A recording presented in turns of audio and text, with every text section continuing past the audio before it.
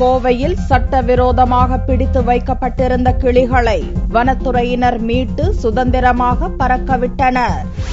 கோவை மாவட்டம் கணுவாய் பகுதியின் மேற்கு தொடர்ச்சி மலையின் அடிவாரத்தில் ஏராளமான பறவை இனங்கள் காணப்படுகின்றன.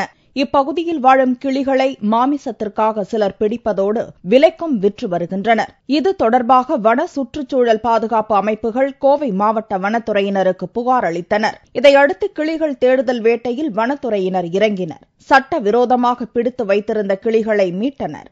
அதில் இறகு வெட்டப்பட்டிருந்த கிளிகளுக்கு உரிய சிகிச்சை அளித்து இறகு வளரும் வரை காத்திருந்தனர். அதன்படி ஆரோக்கியமான 20 கிளிகளை சுதந்திரமாக பறக்கவிட்டனர். இன்னைக்கு ரிலீஸ் பண்ற கிளிகள் வந்து டிசம்பர் 22ஆம் தேதி கணுவாய் கிட்ட பிடிப்பட்ட கிளிகள் 39 கிளிகள் வந்து ஈரோடு மார்க்கெட்ல இருந்து தண்டபாணிங்கிறவர் வாங்கிட்டு வந்து வித்துட்டு இருந்தாரு.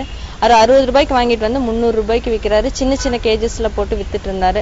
ஸோ இதை நாங்க எங்களுக்கு விஷயம் தெரிஞ்சதும் நாங்க ஃபாரஸ்ட் டிபார்ட்மெண்ட்டுக்கு இன்ஃபார்ம் பண்ணி அவங்க கூட சேர்ந்து அதை நாங்க சீஸ் பண்ணி கொண்டு வந்து எங்க ஃபாரஸ்ட் காலேஜ்ல வச்சிருக்கோம்.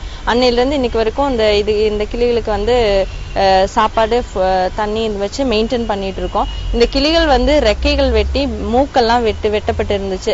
இப்போ இதோட ரெக்கைகள் வந்து ஃபர்ஸ்ட் ஃபிளையிங் ஃபெதர்ஸ்ன்னு சொல்ற அந்த பறக்க உதவக்கூடிய ரெக்கைகள் வளர்ந்துருக்கு. மூக்கும் நல்லா வளர்ந்துருக்கு. ஸோ இது வந்து இன்னைக்கு ரிலீஸ் பண்ண போறோம். 10 வந்து ஃபாரஸ்ட் காலேஜ்லயும் 10 சுண்டக்காமுத்தூர் ஏரியாலையும் அந்த விவசாய நிலங்கள்லயும் ரிலீஸ் பண்றோம். கிளிகளை பிடித்து சட்டவிரோதமாக வைத்திருந்தவர்களிடம் அபராதம் விதித்ததோடு கடும் தண்டனை அளிக்கப்படும் என்றும் வனத்துறையினர் எச்சரித்துள்ளனர்.